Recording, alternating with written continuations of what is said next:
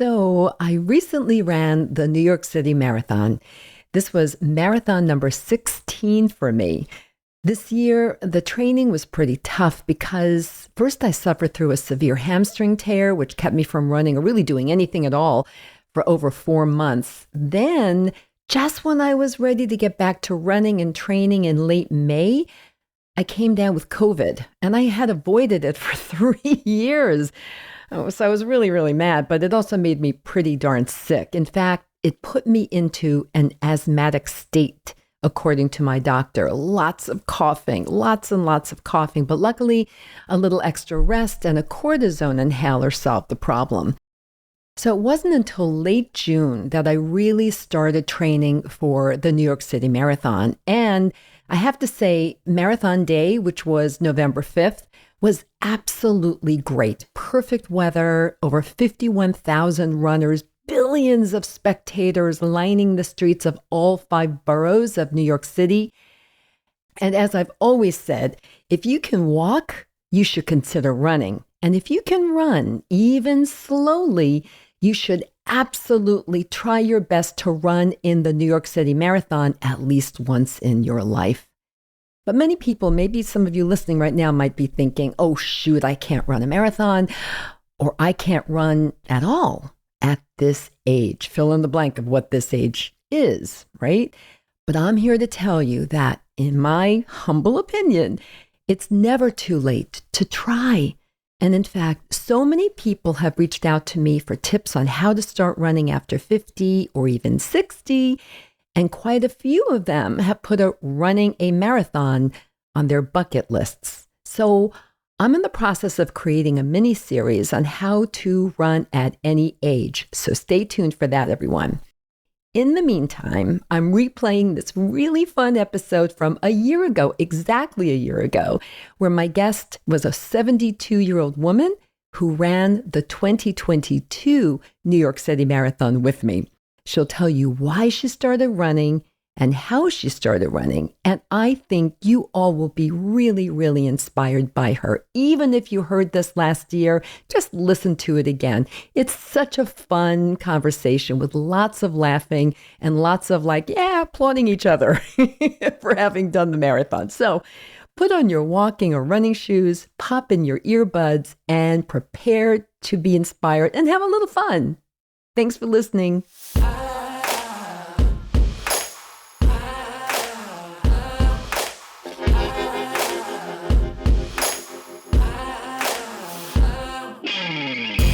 Hi, everyone, and welcome to Gruff Talk, where each week we take a deep dive into all the ways we can feel better, look better, live better, and age better. I'm your host, Barbara Hannah Grufferman. So yesterday I did a thing. I ran the New York City Marathon, and it was really, really hard. I've done it before. In fact, this was my 15th marathon overall, and I think my 11th New York City Marathon, and all since turning 50. So I knew what I was getting into because not only have I run it before, but a big part of my training during the months leading up to the marathon called for training runs on parts of the actual course. So I know how darn hilly this marathon course really is. But what I and the 50,000 other runners who participated in the marathon didn't expect was the high humidity and the mid-70s temperatures. It was really, really hard. And I started to feel a bit dizzy and unsteady around mile 4. So I slowed down my pace a lot. And I kept to that slower pace for the rest of the race. So did a heck of a lot of other people, because almost everyone I know, all of my running friends, ran the race between 30 minutes and a full hour slower than their usual marathon pace. That's crazy. That's really crazy. So I decided early on in the race that a time goal was just out the window. It was just no longer an option. And instead, the goal was to just enjoy myself and finish really, really strong so I could celebrate with my friends and family after the marathon was over. So lucky for me, one of the members of the Bone Health and Osteoporosis Foundation Be Bone Strong team, it's a group of us who ran the marathon to raise awareness of the importance of bone health for life, tapped me on the shoulder at about mile 3 and said, "Hey, Barbara, let's do this." So we ran the rest of the marathon, another 23.2 miles together, talking about politics, friendship, music, especially music from the 60s, and of course, running. So this episode of Gruff Talk, it's a really fun one for me. It's just a fun chat between two women who just a day ago ran the New York City Marathon together and are feeling pretty darn good about themselves. So let me tell you about Mary Newell. So Mary Newell is a 72-year-old, mostly retired clinical psychologist living in New Haven, Connecticut. She told me that she kind of viewed herself as the nerdy kid who was the last chosen for teams. I can so relate to that. As I tell her in the episode, it's like, when it came time to choosing the people for the teams, for volleyball and whatnot, I would say, no eye contact. Don't make eye contact, because I did not want to be chosen. Like me, she wasn't good at all at athletics or anything like that, anything sportive. And so she didn't even try. But anyway, she'll tell you the story of how running entered her life, why it entered her life, and how she decided to run her first marathon. Everyone's first marathon always has a backstory. Mine was, and like you've heard this all before, I was just postmenopausal. I had gained weight. I was 50. I was feeling just awful about myself and didn't know where I fit in the world anymore. And anyway, the New York City Marathon does go right past our apartments, about mile 17 and a half. We always know someone who runs in the marathon holding up a sign. And so on that fateful day when I was 50, my daughter was holding up a sign for a teacher, but then she turned to me and said, I want to hold up a sign that says, "Go, Mom, go." And that was all I needed to hear. So the next day, I bought myself a pair of running shoes and Jeff Galloway's book on training for and running a marathon called You Can Do It. What a great title. And the rest is history. So, yesterday I ran marathon number 15. And I am not slowing down. In fact, I'm just getting started. So right after this short break, we're going to have Mary Newell join for a nice chat about the New York City Marathon. Stay tuned.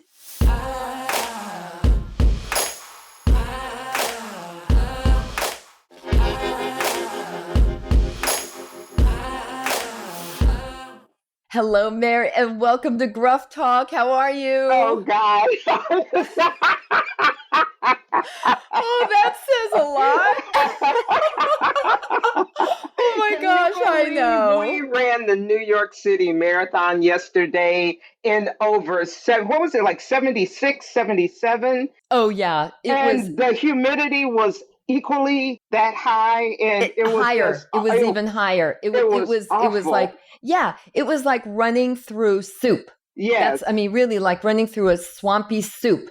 That's how I was thinking about it. And Mary, we're going to get into the details here, but it was hard. Right? I don't know about you, but every single one of my running friends who did run the marathon yesterday, and most of them did, and many of them have run it before. It wasn't even their first one.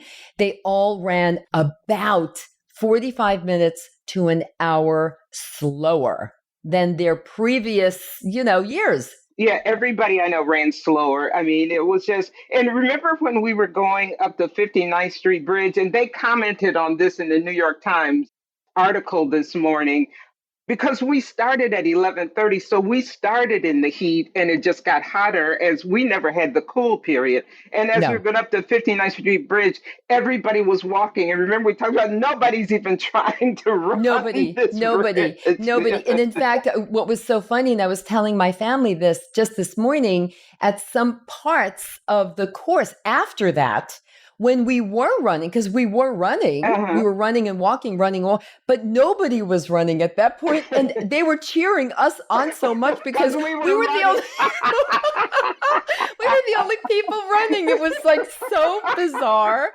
I will look back at this day yesterday and say, okay, that was the first for me, and I don't think I ever want to repeat it. I didn't really think it was ideal, but we also had a lot of fun. Yeah. Okay, Mary, but before we talk about the actual marathon, which we are actually already started to do, that happened yesterday, let's do a little warm up about the day after marathon. Let's do a check in, right? Yeah. So, first, how do you feel? I feel really good. And as you know, once I crossed the finish line, my legs gave out. And so now I know it's Mhm. dehydration. And yes, you warned me that I should be drinking more water along the course. And I didn't. I tend to sip and douse.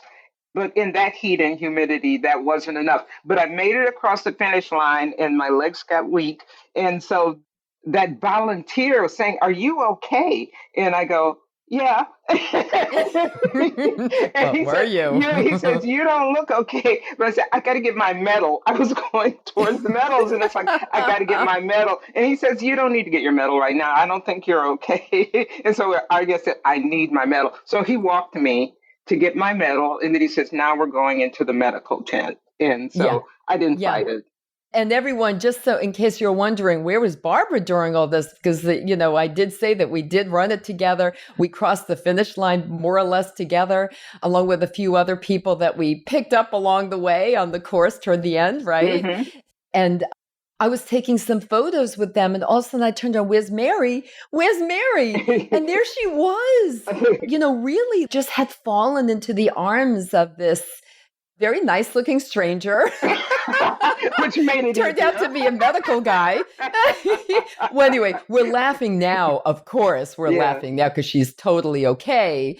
But at the time, I was, oh my good, what is going on? And Mhm. yeah, as it turned out, you were taken to the medical tent, and they did take very good care of you, and you were Oh, you were those guys were dehydrated. so nice. They were all so nice They to were me. so Yeah, nice. yeah. They were so nice. Hmm. But then you did learn a lesson. You Right. learned a lesson. It's I got like to you drink, really, really not can't. sip, drink. Yeah. Yeah. And more Yeah. often. Yeah. I Yeah. was sipping. Well, luckily, I did bring my water bottle with me, so I was able to refill it. You know what, everyone? This is the craziest thing. We still can't believe it. But during, I would say, Mary, what was it? Mile 9, 10, 11, Yeah. 12, Up like there that where whole, you really need water. when you really need water, they ran out of cups for the Gatorade and the water. I had my water bottle with me, so I just got it refilled. Mary did not. So this definitely contributed to her issue last night with becoming dehydrated and really almost fainting. But I have friends who had to hold their hands together and Right. cup the water. Or they would pour it down your throat if you threw your head back. They Oh would my do that gosh. for, Yeah. that's what they were doing. And that was like how many? 3 or 4 stations were That's like yeah. that. Oh yeah. Three Yeah. or four say anyway, that was really crazy. Let's get back to post marathon Yeah. day because we did do it yesterday. Uh-huh. Today was a bit of a tough day. It always is, especially going downstairs Yeah. because this everyone, if you have never run the New York City Marathon or don't know anyone who has, who's told you about it, it is very, very hilly. It is a hard course to begin with. And to add the Absolutely. heat and humidity makes it really, really, really hard.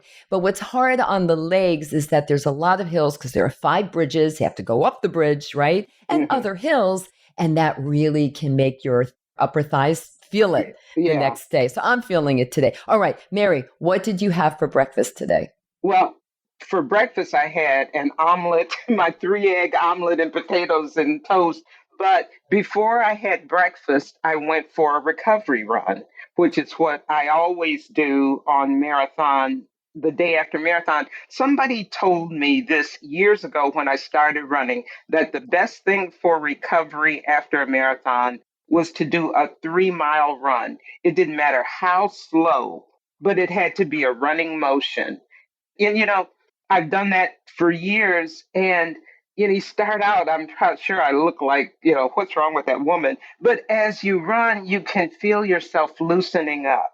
And I Hmm. always feel better. And then going to the finish, because I always stay in Midtown, running up to the finish of the marathon and coming I back, saw the and photos yeah, it today on was, Facebook. yeah, 3.2 miles from my hotel to the finish and back. Hmm. My legs are heavy, but they're Yeah. not aching. So then I came back and showered and went and met the friend for breakfast and had that. Then came back to New Haven, took the train back, had my Epsom salt soak, and I did a 20-minute stretch, a Peloton stretch. And as I'm stretching, remember I had the piriformis sciatic nerve hamstring thing that kind of slowed down my training the last Yeah. couple of weeks. Yep. I don't feel any of that. And so yesterday, with all that heat and everything, what I was anticipating was that maybe that was going to start to act up. It never did. Everything is fine with that. Oh, that's really good. And I think that the reason is because not only do you train a lot, like you run a lot, but also you do strength training, right? A lot. Yes, And you do a lot. stretching and you Right. do yoga. And like you're doing all of these things for your body, which I think is helping to keep it limber and very strong. Yeah. I'm hoping. I too, just so you know, I thought, oh, wow. When's the last time I ran a marathon? I mean, I did run a 30-mile training run 3 weeks ago, but it was a very slow one and it didn't have a lot of hills. So I thought, this is when my arthritic knee is really going to act up. And luckily, no, nothing. I mean, really, the only thing is the normal kind of post-marathon achiness in my thighs. And I'm tired, of course, but I think we're both feeling very fortunate today, right? Well, and I think the thing was because we didn't run hard. We just took it at a very easy pace, walked a lot, and it was fine. Yeah, it really, really was fine. I didn't see a lot of people on the course. I saw the another New York Times article about all the people who are wearing outrageous outfits, as many people do, but I didn't personally see any. Did you see any people who were like dressed really like outrageously or interestingly? And we saw some guys wearing tutus, but did anything that like maybe I missed? Did you see anything fun out there? No, I didn't. But you know where in the past I've seen the most costumes was when we were in the Start Village. And we didn't spend that much time because we took the ferry over. So we weren't in the Start Village very long, as opposed to in the past, I've taken the bus. And so I'm there for like 3, 4 hours before it starts. I walk around and see people and take pictures and that. The only costume that I thought was kind of flamboyant was as we were in the park. Did you see that lady? And I got a picture with that gold fan skirt that she was kind of like a Carmen Miranda type woman. She had an elaborate you took headdress. that photo. Yeah, I got that picture. That was the most outlandish costume I saw. Right, but she wasn't running. She was just on the. She was that's a right. spectator. You're right. Yeah, but that was a good one. No, that was a good one. We definitely stopped and took that photo. And then we took a lot of great photos together. Yes. In every borough with the firefighters, the cute ones, New York's bravest, as we call them, and then a couple of police officers, New York's finest. I think I have those right. And then some random people, but random people holding great signs. We got a lot of good shots. Yeah, we just had fun. Yeah, we had. I mean, if you can call running 26.2 miles in that heat and humidity in New York City fun, we had the best time. Yeah. And what did you say to me? You said that we were solving the world's problems, right? Along the way, we talked politics. We talked the state of the economy. We talked about some ideas of how to fix it. We talked all kinds of stuff. And of course, we talked about music. And of course, we talked about the best music, which was in the 60s. But the point you made, 70s. Yeah, the point you made yesterday was so true. How often do you get to spend 6 hours with a person talking, just talking? I mean, we had 6 hours together running the marathon, getting to know each other better and solving the world's problems. And we've come up with that everybody needs a training plan and they need to implement. Focus on your own growth and everything will take care of itself. One thing I have to point out about you, which was really the difference between you and me, and I'm normally such a positive person. It's like, no, we're okay. We're good. And I did feel that way the whole time. But a few times I just would comment to you, hey, Mary, doesn't it feel like a little more humid even than it was an hour ago?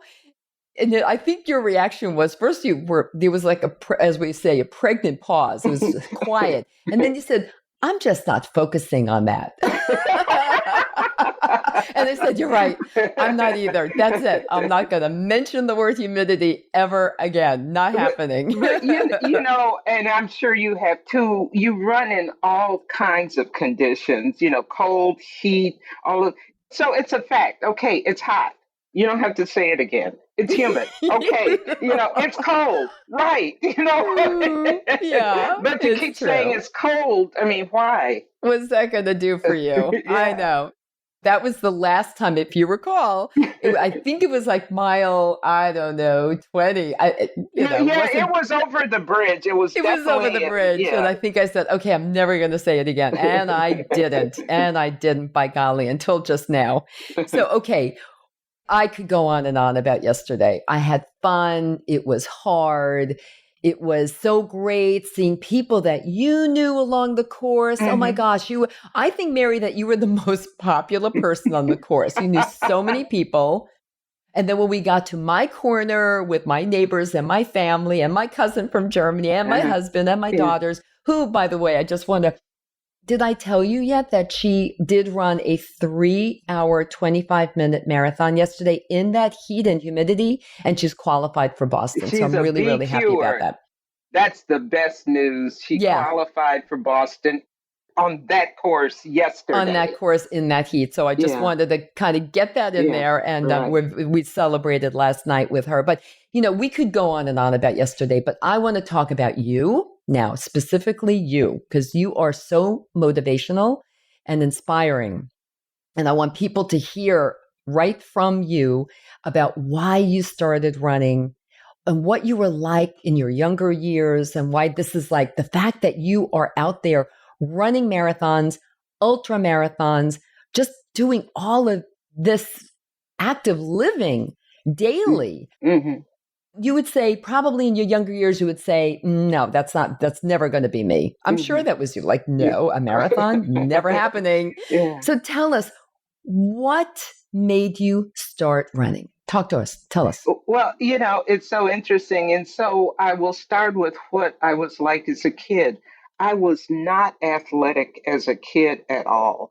I have one sister and three brothers. My sister was tomboyish. She was not afraid of anything. She would climb trees. She would jump off the garage roof with the guys, all the time. And I was so scared, everything, because I thought my body wouldn't do it. I've been at war with my body for a long time. And, You and a trying to, lot of other people, and including women, of course. yeah, yeah, trying to make my body something it wasn't. And so I was afraid to try any of those things, but I preferred reading. I would get books. I would on weekends, on Saturdays after we did our chores, they would go out to play. I would go down to the Hackley Public Library and spend the afternoon. I loved the library. I loved all of those books, the smell, everything. And I would just browse and read, and then I would come home with a stack of books. My mother was concerned, so you always got your head in a book. That's not good. And she would make me go outside. And for me, that was torture. It was like, oh God, I gotta go out Go out and and play. play was I gotta no, go please, out and mom, play. no. I'll do anything. I'll And you know sweep. what? I'll iron. I would do chores. I was like, well, I need to iron those curtains, or, I would find something. But, so she would sometimes let me do that. But then other times she said, no, you get outside and don't come back until I tell you. I just didn't think I could do it. And then I stopped even trying to do it. I started junior high in '62, and that was the year of the Kennedy, what was his fitness challenge or whatever, that all kids Yeah. had to do the Yeah. 600-yard run, walk, how many push ups, how many. And, I failed all of those things. And on the 600-yard dash or whatever, I just kind of drug myself. And that was the attitude I developed. About the outward attitude was like, I can't be bothered with this. I'm too intellectual for that, because didn't think I could do it. But, I struggled with weight, particularly after puberty. And that's where the battle with my body really began. And so started diets. My first diet was a boiled egg and grapefruit diet. And I was in junior high school. Boiled egg and grapefruit. Yes. Well, Mm-hmm. I think it was 9 eggs and a grape, Mm-hmm. something. And I was exercising to Jack LaLanne because that's what we had at that Of time. one armed push-up fame, as well as Right. many other things. It Yeah. was so crazy. And so, I would exercise, and over the years, I bought every piece of exercise equipment. I was on every diet. I tried everything, and it just wasn't working. Then, fast forward to menopause, where Mm-hmm. the battle with weight really came again. And so, I got into the gym and I was doing every piece of cardio equipment they had, the recumbent bike. I would power walk on the treadmill. There would be people Did you do around that me. thing, what is it called, where like the Stepmaster? Oh yeah, The the Stairmaster. stairmaster, Did you do all that? of I those. did that too. Oh That was like God, my thing. I would, to be hanging over the bar, but I had to do something, and I never thought of myself as a runner. And where I live in New Haven, a lot of people run. I'm 2 blocks away from East Rock Park, which was developed by Frederick Law Olmsted, who did Central Park. Yeah. Central Yeah. Park is my favorite park. East Of Rock course. Park is my second favorite park. And I used to drive people to the top of East Rock Park so they could get the view, because you get a panoramic view of the harbor and everything. And I remember a friend coming to visit, and I was talking, we got to go up because there's a monument on top. And so I was getting ready to get in the car. She says, "Well, can't we walk?" And I go like, "No." It's like, I'm not walking up there. Now I run up to the top regularly That's and back. I amazing. mean, it's so amazing. Tell us, when did that transition happen? What happened that made you say, you know what? I think I'm going to try running. Okay. Well, it wasn't even a thought. I had done all of the cardio equipment. It was in January. I remember that. So I'm thinking maybe there's some kind of, New Year, do something different, subconscious thing. But I had done all the cardio equipment. And one morning I was power walking on the treadmill. I was going so fast. And for whatever reason, I hit the button to raise the speed a little bit, and I started running. And, it was like the first thought was, I'm running. I'm running. Then it's like, oh my God, who's looking at me? Can anybody see me? Because and that was it. I was embarrassed to let anybody see me even looking like I was trying to be athletic. I mean, I would do the weights and that, but something like running, you're not going to let anybody see you run. Isn't that is so Yeah. interesting? But, Wow. then I realized as I'm running that first time, I really liked it and I could do it. And, so I ran, I think I maybe had 15 more minutes on the treadmill. I ran out my time. And, I went home feeling different about running. The next day, I went back and did, like 15 or 20 minutes again. And I kept doing that. And then one day, a friend of mine at the gym said to me, "You ought to think about doing a race. If you run 30 minutes on the treadmill, you can certainly do a 5K." And so I'm thinking, huh, that would be something else to check off, because that was my modus operandi before, is I would do things just to check them off, knit, crochet, whatever, I did that. And so like I Me could too. do, I learned how to knit too when I was like 50, just to kind of let me do it. Check. yeah, so I can say I did it, right? And so I thought I'll do a 5K, and then I can check that off. And then I'm going like, how far is a 5K? I had to look it up. And then I go, 3 miles seemed kind of, because I wasn't thinking about what I was doing on the treadmill. I was running for 30 minutes, but I wasn't paying that much attention. It was just, Right, to you're running. distance or Yeah. anything like that. Sure. So I signed up for the Labor Day road race, and it was some months away, but I'd seen a sign in my cleaners that, was coming. So I signed up for it. And I told everybody. That's the way I commit. I told everybody, mailman, people in the grocery store. Accountability, Yeah, Mary. I That's told exact. all. I do the same thing. Yeah, I I put it have up on to. Facebook or, Right. tell everybody. Same thing. It Yeah. works. It does. It makes me accountable. And, Yeah. my family, and I have to say that as much as I do today, I have had tremendous support from running from the very beginning. When I Hmm. told people that I was going to run a 5K, some people go, "You?" And then they go, Hmm. "Well, okay." It was like, there was sort of, they couldn't imagine me doing it. But then it's like, if that's what you want to do, go ahead and do it. And so Hmm. my family, friends, coworkers, everybody was so supportive of me doing that. So I trained, but I never ran outside. I trained for that first 5K on the treadmill. And I got to the start of the race that morning and I had this thought, what if I have lost my mind? What if I start running? I had my little bib, what if I start running and I just keep going or start wandering around? New Haven had a few characters who, back 30 years ago, and I could see myself, literally, I could see myself. She went to a race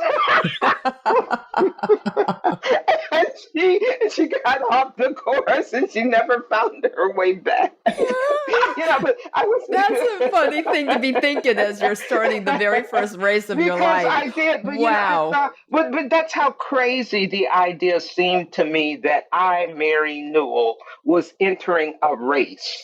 Okay, question. How old were you when you did that Okay, first so race? I started running in January of 2006. I was 55. The Labor Day road race, Labor Day, I was 56. So I ran my first race at 56. Oh, that is just Yeah, it amazing. was, it But I was, have another question for you. So you did all of this training on the treadmill mhm. exclusively. Yeah. You had never run on the road until that day or Well, sporadically? in the past, there was a couple times over the years. I think the first time I was probably in my early 20s, mid 20s, and that was the Gym Fix. That was the first wave of the running thing, and Right, it when it must was have been, really starting to become yeah, popular. Hmm. it was some guy, and so yeah, I can do. And I'd run like one time, and I was be so sore, and I was trying to be tough, so I would have to run fast, and no, no, I'm fine, and I would be so sore. It's like, well, I can't do it. And then I tried again, maybe 25 years ago, and the same thing. So it's just, I'm not a runner. I cannot do it. And I could argue persuasively why I wasn't a runner. And so there I'm on the start line of a race. But that's what goals should do, though. You should be so afraid that, I mean, that's that, you're on to something. Right. A woman talked to me. She was a nurse. I remember what she did. And I told her it was my first race. And she had recommended this book that would be helpful to me. And it was called The Courage to Start by John Bingham. I put that in my head. And then the race started and I started running. And I forgot that I couldn't run. I just kept, and I kept, But as it turned out, you could run. I could run, yeah, and I ran the whole time, and it was just like I was in a zone. I just kept, and then as I'm coming up, like, is that the finish? Kind of like we were looking at the signs. Is that the 8 mile sign up there? Is that the finish? Because I hadn't seen the finish. So, and I couldn't believe that I had made it, and that soon. However, so it just seems so sudden. That can't be the finish. That can't. What if it's not the finish? So I'm having this little dialogue. What if it's not the finish? I'm going to look really stupid if If you I stop stop. running and you still have many miles to go. Wow, isn't it incredible the stuff that we put That's up in in our our heads. brains? That's in our heads. So I Wow. ran a little bit past the finish because I wasn't sure. And somebody said, "You can stop now." But you know what? It was the best feeling I had ever had, Oh yeah. crossing The that first one finish is always line. the best. It was like, oh my God, what I an can do this. I did it. I ran a race. Yep. I actually ran a race. And so I got in my car after the race and went to the Barnes and Noble up in North Haven. And they had John Bingham's book, The Courage to Start. and I came home and read. And it's the most reassuring book about running. And Oh, his thank whole you for that. thing. I'm going to get it from my other daughter because she's Uh-huh. not a runner, but she is going to be running the annual turkey trot, a local Yeah. turkey trot with me. My other daughter wants to run it to win it, that little one. But my other daughter wants me to just run it with her. She Yeah. wants to test the waters like you did with running. And I will get her that book. I'm going to It look is. for it. And Thank you his for whole that. point is if you run, you're a runner. That's it. Period. You don't have to be this fast or have run this many races. If you run, you're a runner. And he talked about going easy and taking your time. And, he was an overweight guy who struggled with weight for the longest time and got into running and just, it took off. And so then I became a runner. So, yes, Yay! my new identity. And then I told everybody that I'm a runner. Mary Newell is a runner, Yeah. Oh, that's so great. It When did was you like, run your first like when did you have enough courage to say, I'm going to try to run a marathon. I'm going to okay, train for a marathon. What was it? When was it? And how did that happen? well, I ran 5Ks almost exclusively. And I want to put in a point here, which I told you, like my third 5K, which was maybe 4 months, 5 months after I started running, I won a medal. I placed in my age group. And I have placed consistently in my age group, not in the big, like, I didn't place yesterday in New York and I don't place in Boston, but, in local races and that, I always win a medal. Me, who didn't think she Yay! could run. But anyway, Amazing. so ran 5Ks for the longest time, and I had run one for the Hartford Marathon Foundation. And then I got a notice that if you're comfortable running 5Ks and would like to move up to a 10K, we're trying to put together relay teams for the Hartford Marathon. So if you will want to join us, we'll train you. And so every Saturday, I would go up to Glastonbury, which is about 35 miles from here, and run with this group to run. And I think my leg was like 7 or 8 miles. They weren't even, mine was 7 or 8 miles. And I had the first lap, and that was 2007. Mm-hmm. Just being at the start with all those other marathoners, they were going to go the whole thing. And thought, I wonder if I can do that. I want to do that. And so I started thinking, and I signed up for the Disney World Marathon in January 2009. And as you know, with Disney, you have to sign up like about 9 months Oh, before easily. As soon as it's out there. because, it Yeah, as soon as closes it's so available quickly. online, Yeah, you've got to yeah, hit that button or else that's it. It's all over. yeah. You've run the Dopey Challenge, right? Yeah, We talked I've about done the that. dope. I've done Goofy and Dopey. So I Goofy ran the and Disney Dopey. World Yep. Marathon. Then I did the Goofy Challenge, which is run a half on Saturday and a full on Sunday. Then I did the Dopey, which is a 5K on Thursday, a 10K on Friday, a half on Saturday, and a full on Sunday.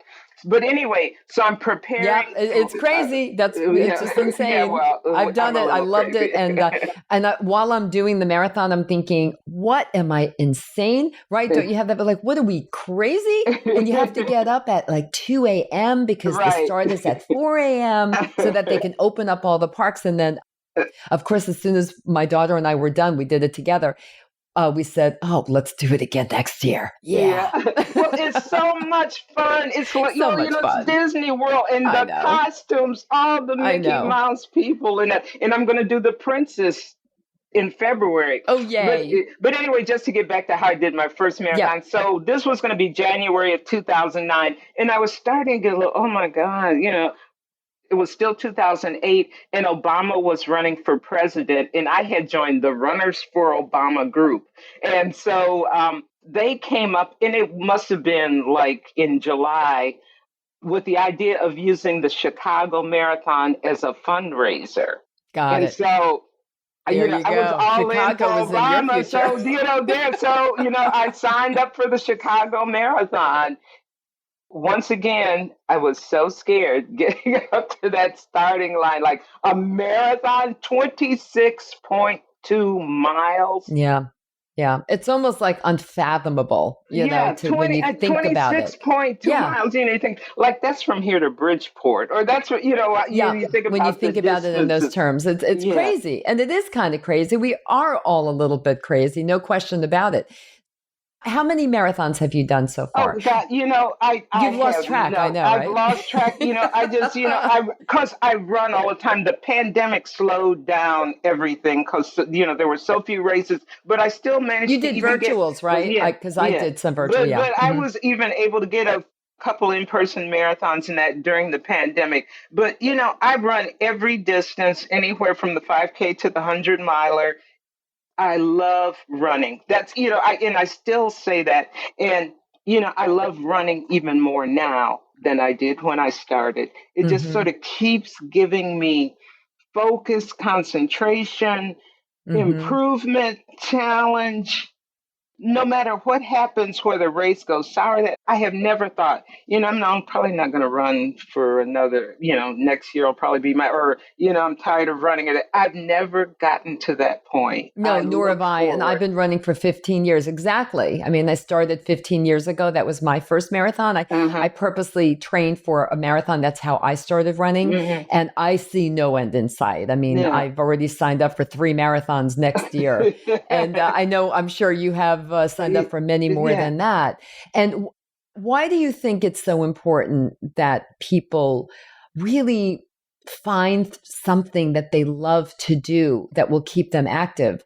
I mean, sure, we encourage people to try running if you've never run before, whatever your age is. There Hmm. are ways that you can get started, Hmm. right? Lots of Right. different programs out Oh, there. there's so many Oh programs, yeah. and walk a half block, run a half block. I mean, there's so Yep. many ways but running isn't for everybody. Mm-mm. But I just find something that stirs you. Find something that well, I wonder if I could do that. Let me try that. Let's see what happens. Because you're still going to learn something, even if you end up deciding this is not for me. You're going to Mm-hmm. learn something about yourself from it. But thank God I stumbled onto running, because now I don't have to look anywhere else. I have found my purpose, Your tribe. oh God, Oh yes. yeah, and we saw some of them on the course yesterday. As participants, spectators, and also on the course, people who you've met around the world. Around the In world, South around the world. Africa, doing the very, very famous Comrades Yeah, Ultramarathon. yeah. In Ethiopia. Ethiopia. I mean, here's Yeah. something else about running that people don't really think about when they're thinking about running, is that you can do a destination run, Oh, right? Like I yes. would like to do the Tokyo Marathon Uh-huh. and see Tokyo. I do too. I want and that of the world marathon majors, that's the last one for me to do. And I will have done all of the marathon majors, but yeah, we should do Tokyo together. But Oh, it's I would so love to hard to do. get Oh it. yeah, I'm planning It's on so doing hard. another marathon with you for sure. Yeah, yeah, Oh yeah. This was not the first but marathon or the last marathon, I should yeah. say. It was the first, but it won't be the last. We are running out of time, very unfortunately, because I'm so enjoying talking with you. Even though I spent 6 hours talking with you yesterday, I still have so much I want to talk to you about. But the purpose of this is I really wanted to get people motivated to think about running. I mean, think about it and think about a program. I mean, think about how, Mary started when she was 53. I started when I was 56. I mean 56, 55. sorry. 55. And Oh, I'm 55. 72 Okay. now. Let's not forget I am 72. Yep. You are 72. Yeah, And and I started at 50 and I'm mhm. now 65. And look at us. We are Yes. what did we call ourselves yesterday? Two With the badass badasses. bitches. Because we are. But And you're and right. that was when we were running past those people with our chest out, looking straight, looking proud. Was that the best feeling? It was It's the like, best feeling, and having them, the spectators cheer us on because we were the only two actually running. No, we had a great time. We had a great time, and I also know you've learned your lesson about hydration, so that's yeah, right. I good. have I will learned, never lesson let learned. you forget this little, lesson that we all learned. I'm going to carry hydration from here on. I don't tend to do that, so I will carry it with me. Yeah. Yeah, no, I think it's a great idea. So again, I really wanted everyone to be motivated by you, really inspired by your story. I mean, like so many of us, I too was that kid. I never worked out. I hid when they were doing, choosing the teams for volleyball. Remember that? Oh my gosh. My mantra was don't make eye contact. Right. Don't make eye contact.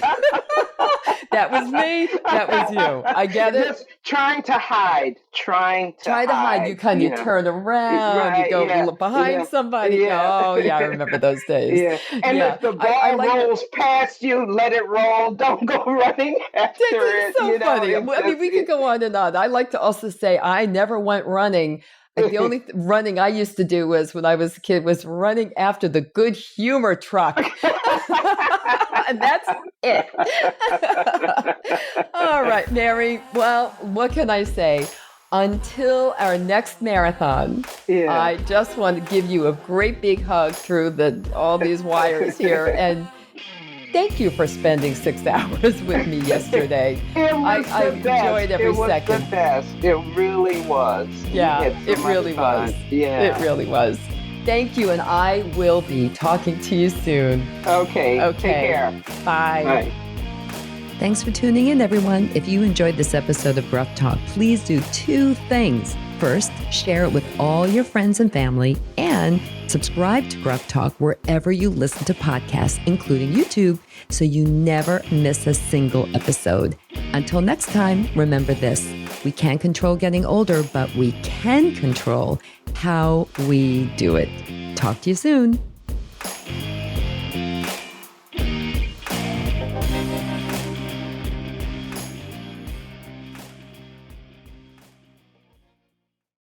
Age Better Podcast is a proud member of the Sound Advice Network. Sound Advice, women's voices amplified.